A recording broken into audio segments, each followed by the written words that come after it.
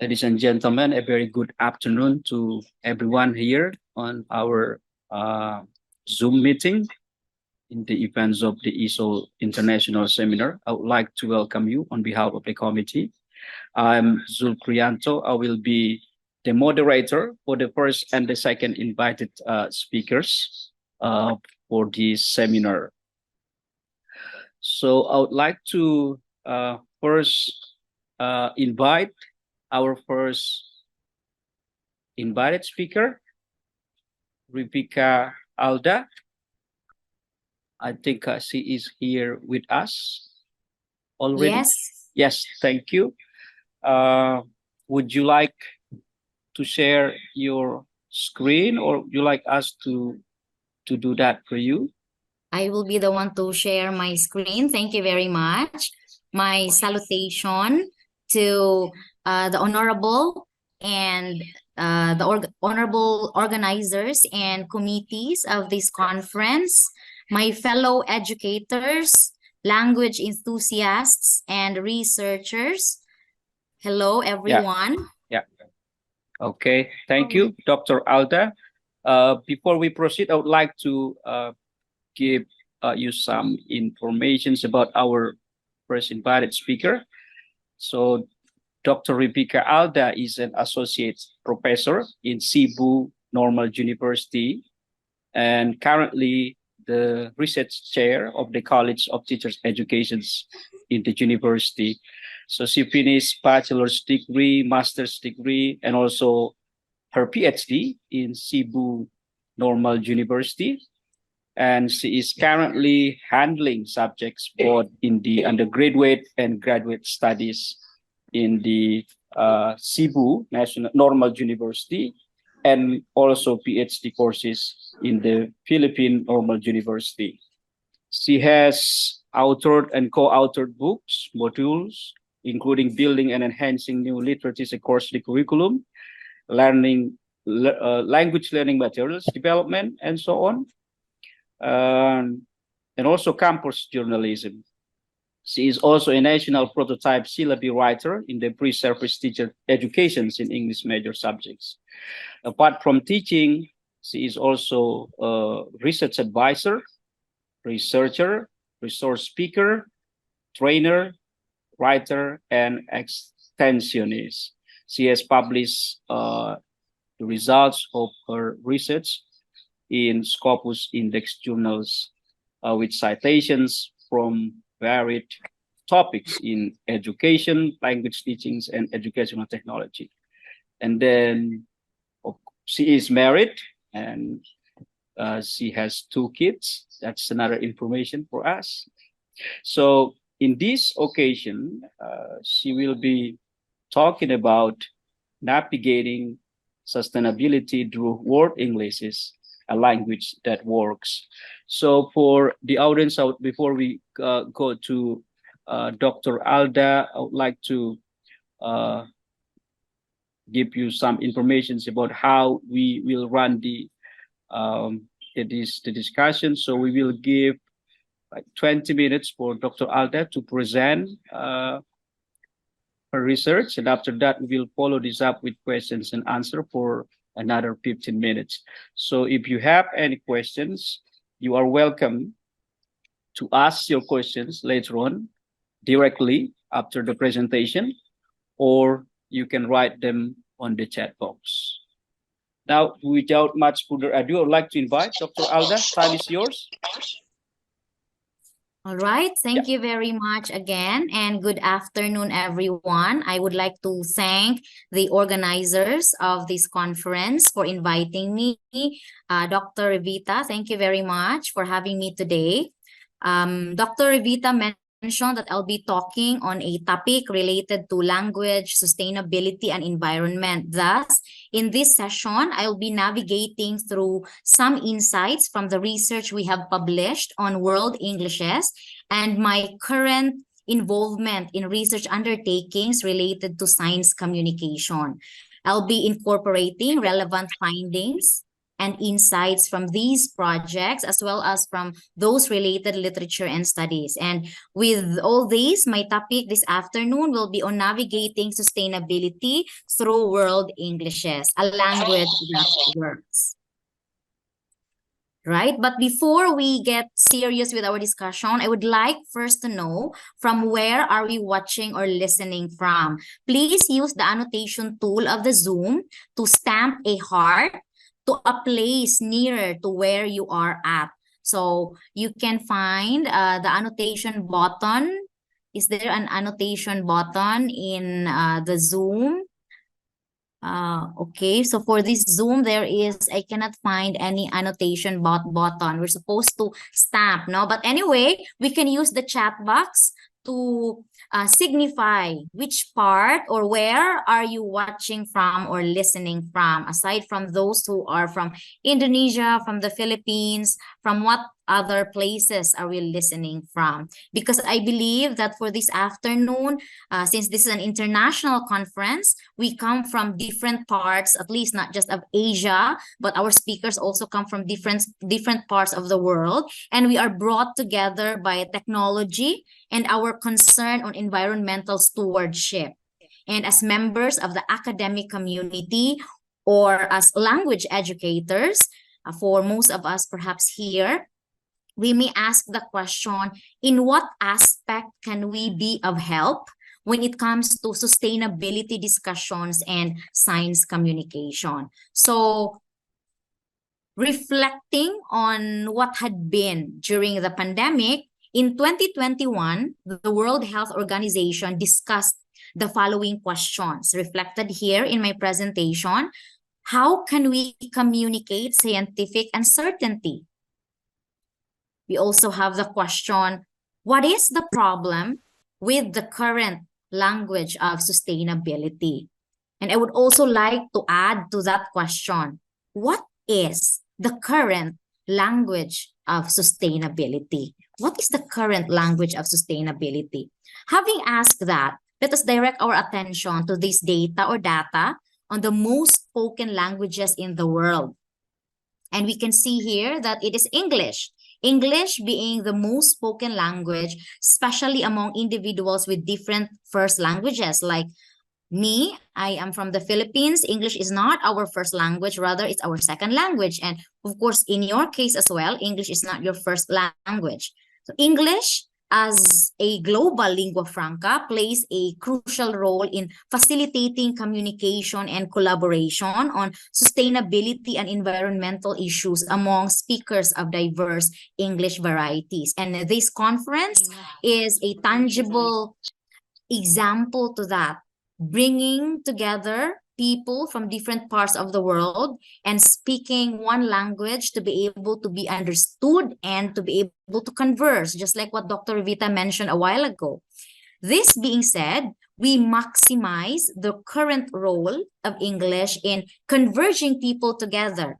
We incorporate, the buzzword now is eco-linguistics. We incorporate eco-linguistics, exploring the role of English language in the life-sustaining interaction of humans and other species and that of our physical environment. And we use English as a tool for science communication. So indeed, English facilitates the dissemination of scientific knowledge and research across borders, just like what we are doing now.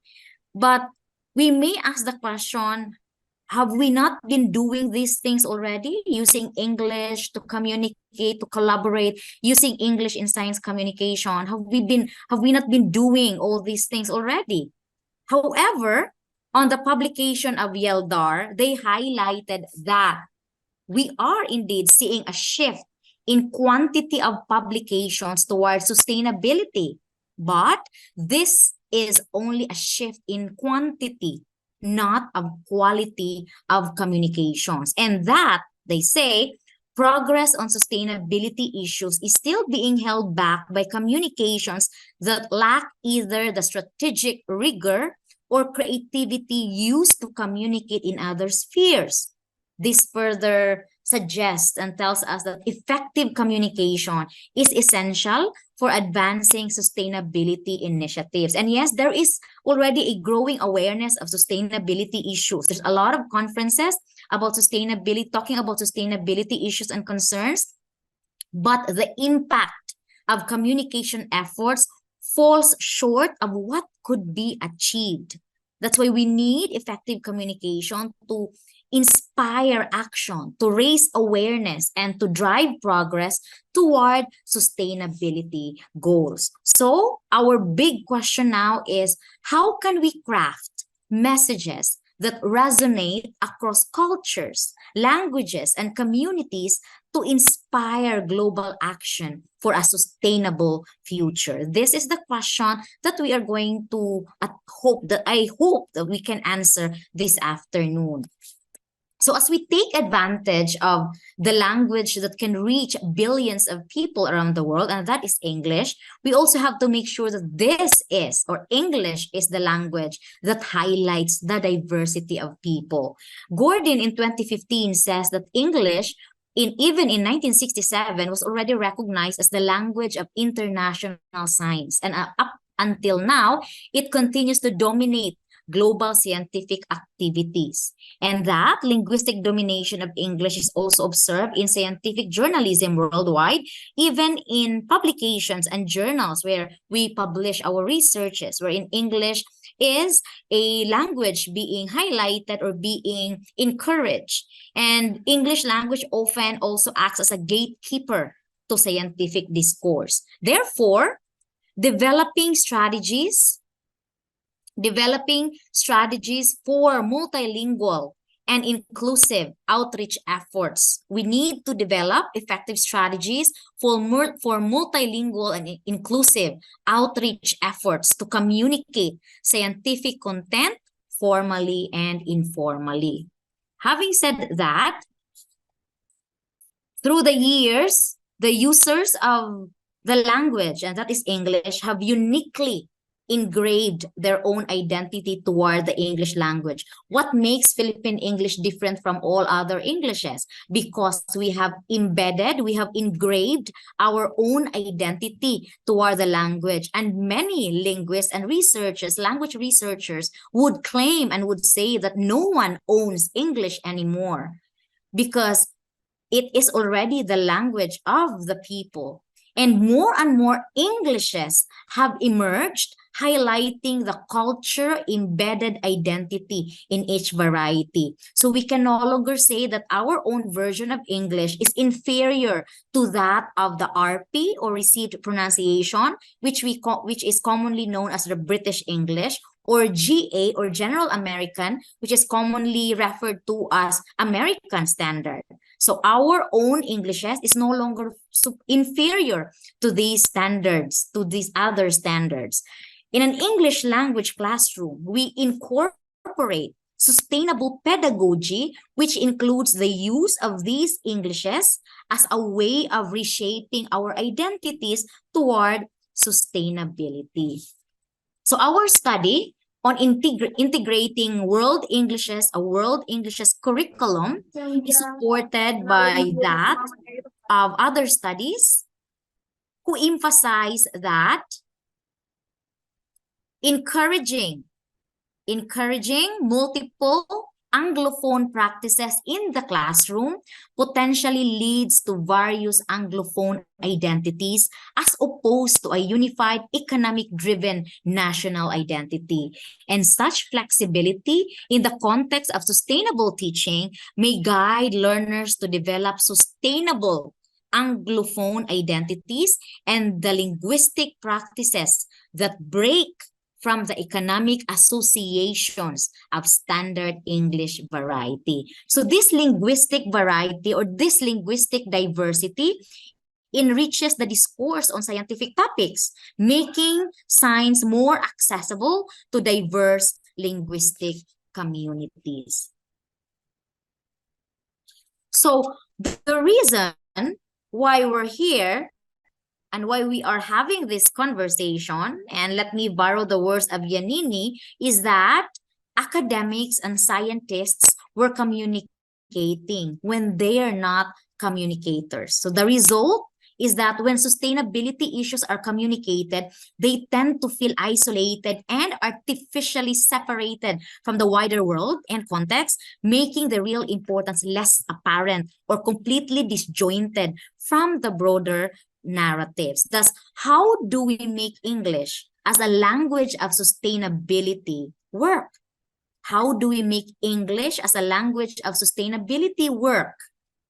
Let's try to look into these principles, incorporating our study on world Englishes and that of science communication and sustainability undertakings. We are encouraged to incorporate linguistic inclusivity. World Englishes can include local terms, local expressions, and cultural perspectives related to sustainability, making the language more inclusive and relatable to different communities, because this ensures that the message will reach, or the message reaches a broader and more diverse audience. So linguistic inclusivity. Next one is cultural relevance.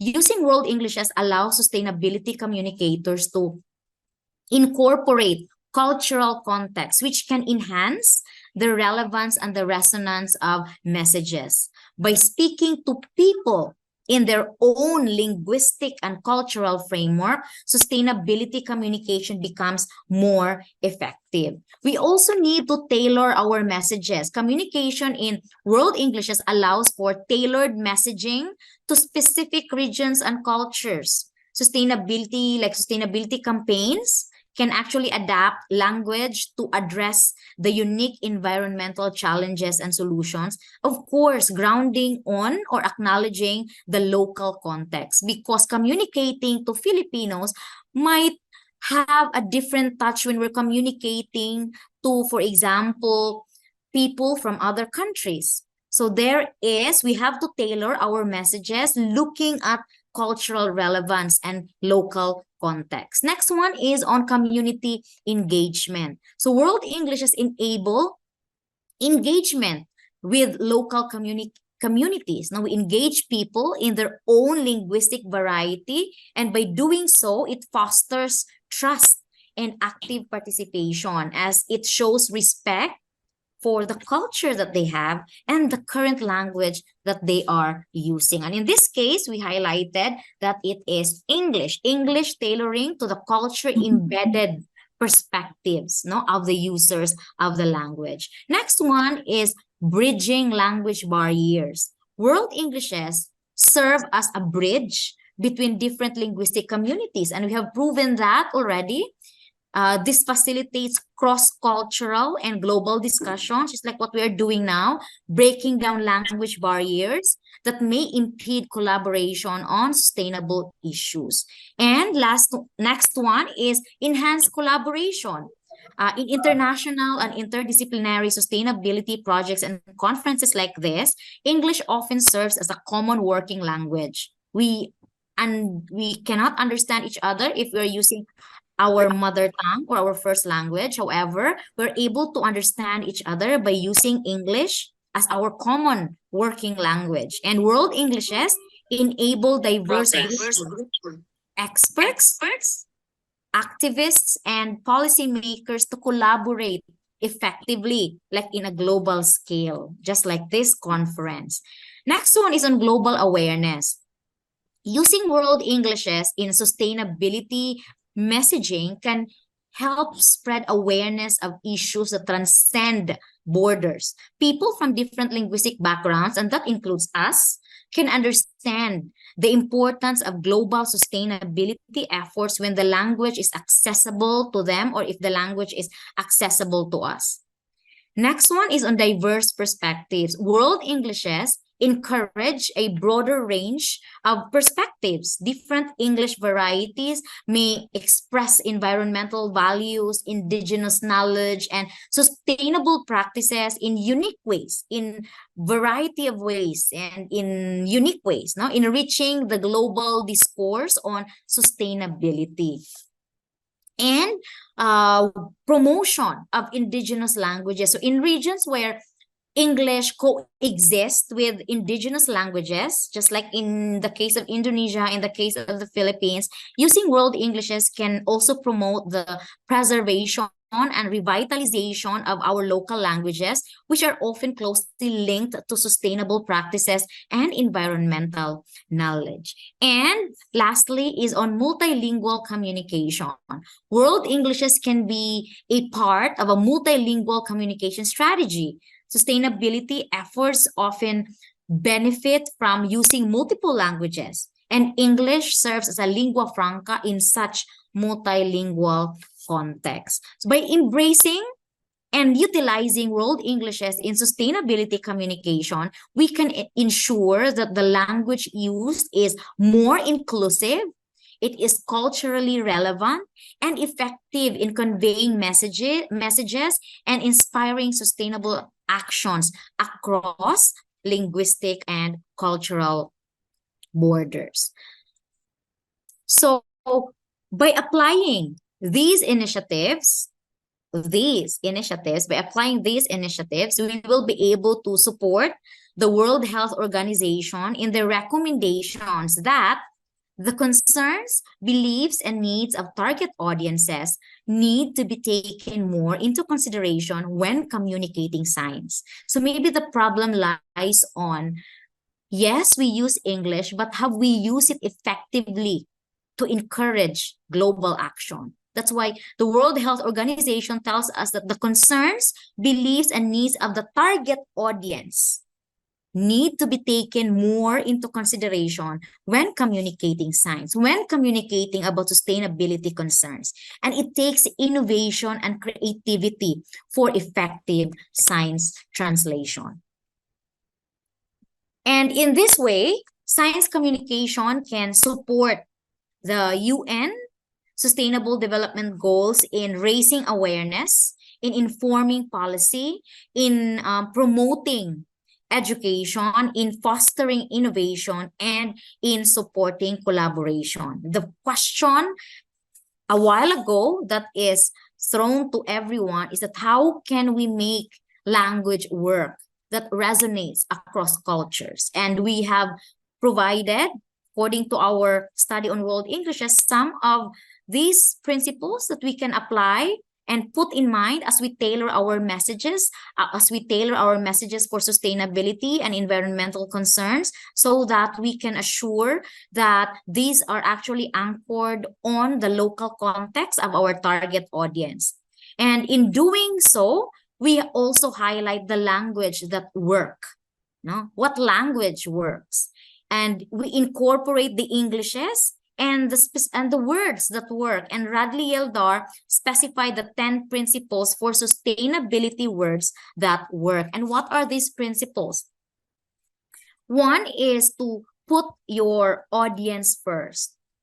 We have to know where your audience understanding falls. Remember that different audiences call for different messages. So we put our audience first. Who are the recipient of the messages that we are creating? Who are the recipient of the sustainable communication and sustainable strategies and concerns that we are referring to? We have to look at who our audience first. The next one is to bring in diverse voices and opinions, of course. We have to do some research and not rely on our own opinions and our own knowledge. We have to do some research and we have to talk to people. We have to talk to people because perspective should not only come from you as the communicator, but you should also bring along with you various voices when you communicate. And by doing so, your message becomes more grounded. And next one is get specific. We have to concretize, or you have to concretize your message. What specific sustainability topic are you communicating? What specific scientific fact and scientific concern are you communicating? So you have to be very specific. Next one is you have to frame your message right. Framing it right. There is a right way of framing our messages that would be specific to the kind of audience that we have. For example, starting our communication with negative statements may only work well with those who have low concern to the environment. But for those who are well aware, we may risk scaremongering. That's why we have to strike the right balance. And how do we do that? Again, we go back to the number one principle. We have to know who our audience first, who is the recipient of the messages that we are trying to deliver. Next one is avoid the S word, avoid the sustainability word. Some of the communicators would highlight the word sustainability and everything else becomes blurry. Yelder explained through this concept, no, of avoiding the S word through the words of Stevie, which says that sustainability communication sometimes work best when they don't really talk about sustainability and they just make sense to people in the context of their lives. We have to use the voices of these people and the current context that they're in. Okay, next one is to explain the why. Statements that explain the why of doing all these things. We have to put the why of why we are doing all these things.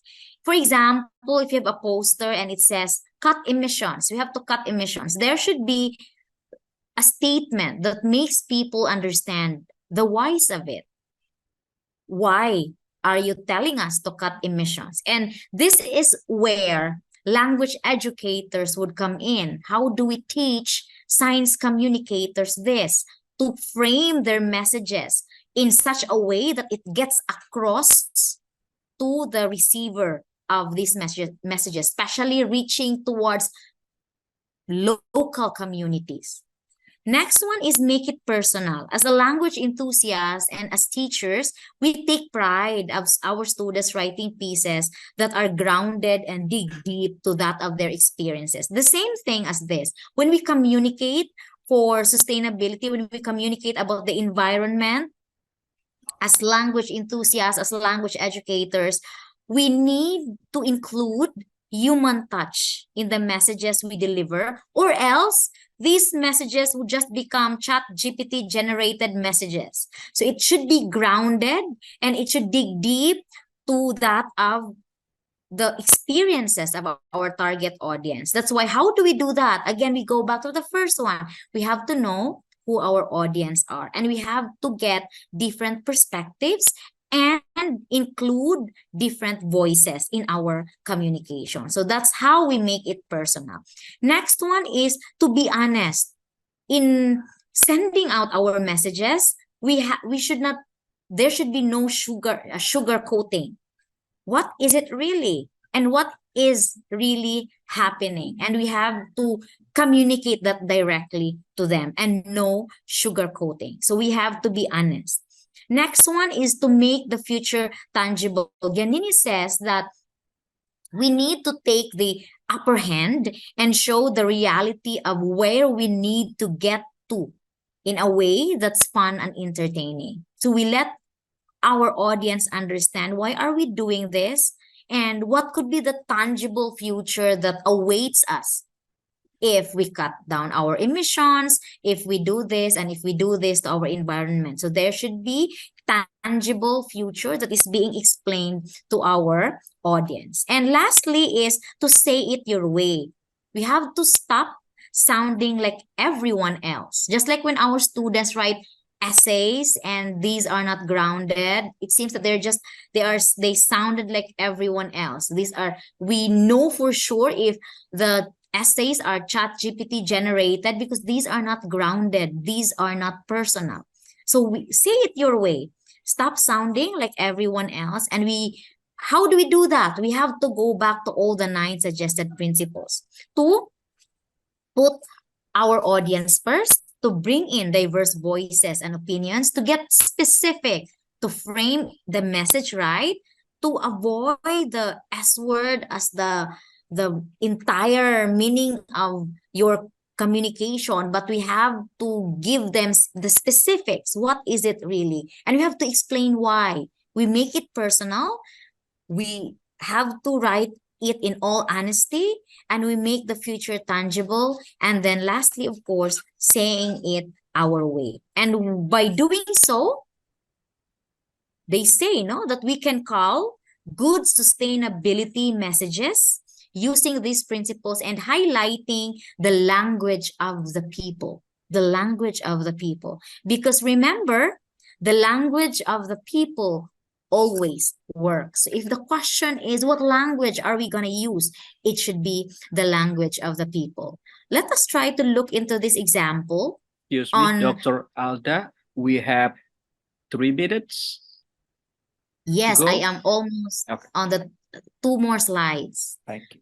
So we look at these examples and we try to say why is the one in the right becomes more effective in communicating. The other one says this t-shirt is good for the planet, and that's all. The other one says made from waste. This t-shirt is made from waste, worn by people with taste. Something interesting and something that is telling the people why is this good for the environment, because this t-shirt is made from waste, and it's a one way of communicating what we would want to say.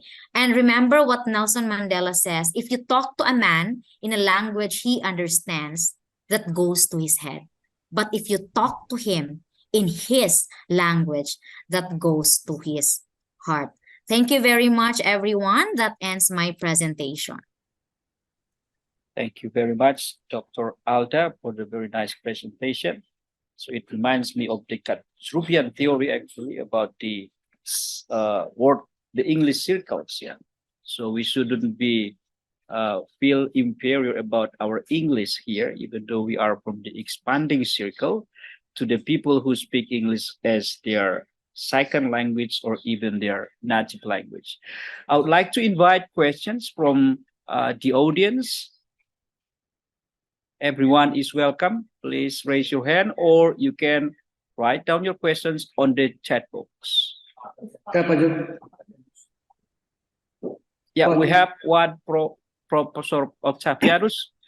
Time is yours, Paus. Yeah, thank you very much, Pak Juk. Dr. Alda. Nah, this is a very interesting and good topic. We just want to know a very simple one. How do we define world Englishes? Because you know that we have Singlish, Indolish, maybe Philippine English, for example. So we need your opinion about this. Defining world Englishes. Thank you very much. Thank you very much, sir.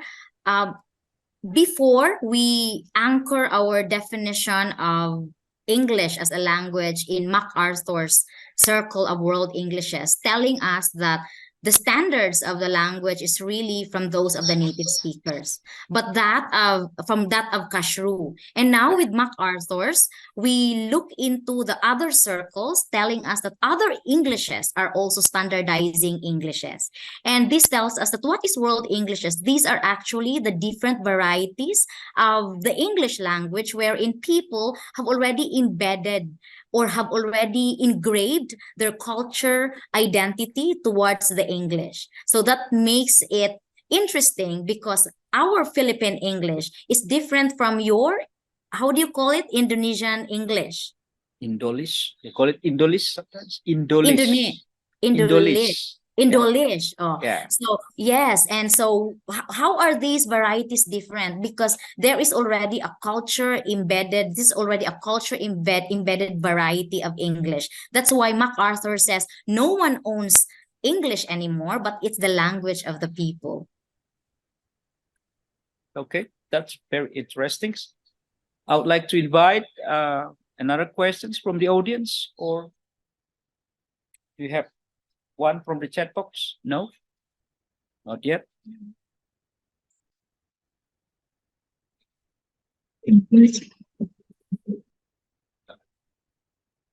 Ulan, are you? Yeah, thank you very much, Pak Yeah. Jeffrey. Dr. Alda, thank you very much for your presentation on what English is. So in our department here at UNAN, we have just started the new course on introduction on what English is. I would like to know your strategy or your teaching plan or teaching method in teaching your students on what English is, on introducing what English is. Yeah, you know that students is just know that the English is just US English and then British English spoken by the native speaker. So it is a bit difficult for them to understand that we can also have awareness that there is Singapore English, and also Japanese English. Yeah, so something like that. So I would like to get your sharing about how you teach your students. Thank you very much. Thank you very much. Yeah. In the Philippines, I'll start first with the CNU context. In Cebu Normal University, we have already included in the curriculum World Englishes as one of our courses in the graduate studies in the doctoral program, because our aim, and this is anchored based from our research, because our aim is for these teachers to be able to have the strategy when they go to their classrooms to how they are going to teach and encourage the use of Philippine English or other varieties without having to feel inferior. So we have already incorporated it as part of our subject in the doctoral program in Cebu Normal University. In basic education in the Philippines, we have what we call oral communication, and that's one of the courses that our students take. In oral communication, we already highlight intercultural communication. We introduce to them that language is just one of the many aspects of culture. And in understanding people from other culture, we don't just understand the language, but we understand the entirety of the practices of these people. And that language is just one. That's why I would always tell them that if this is not a contest of who speaks the language well, but it's actually more of we're encouraging our students to be able to communicate in such a way that they can be understood and not to sound like native speakers. In our, as to what strategy are we using? We are using communicative strategy, banking on to the authentic experiences of our students, letting them speak using any varieties that they'll use.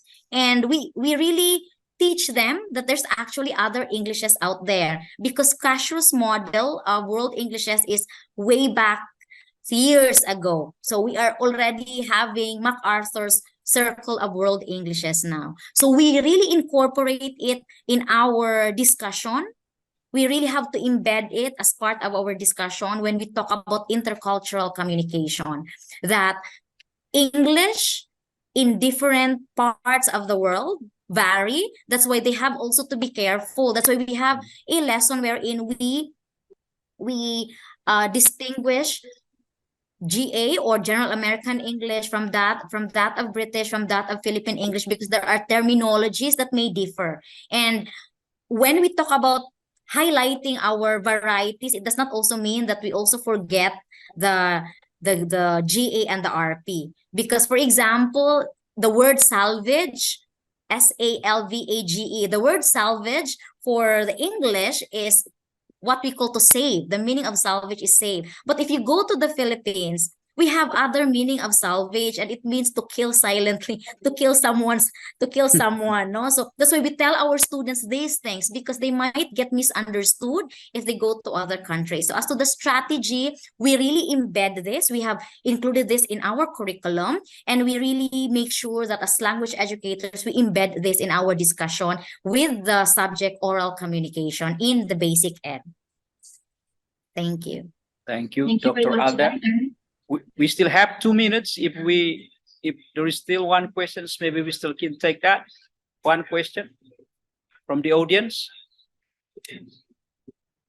That's a very interesting presentations, Dr. Alda. Maybe it might be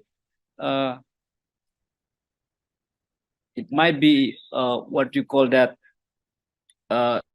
doesn't sound, it will sound belittle to summarize what you have said, what you have presented, as something like foreignizations English is actually okay to do. So we will expect more variety of English to come. And the point is actually not about the fluency or the when our student speaks like native. We have this dichotomy between pronunciations and domestication. So our issue here, I think it is the pronunciations of English, which is okay, yeah, according to your presentations. On behalf of the committee, I would like to thank you for your very interesting presentation. Of course, we still hope that you can stay with us for the rest of the conference. Yeah. So I think for our sessions here, our time is up. So again, I would like to ask the audience, I don't know if it is possible to give a good big applause for Dr. Alda from everybody from the Zoom. Yeah. Thank you very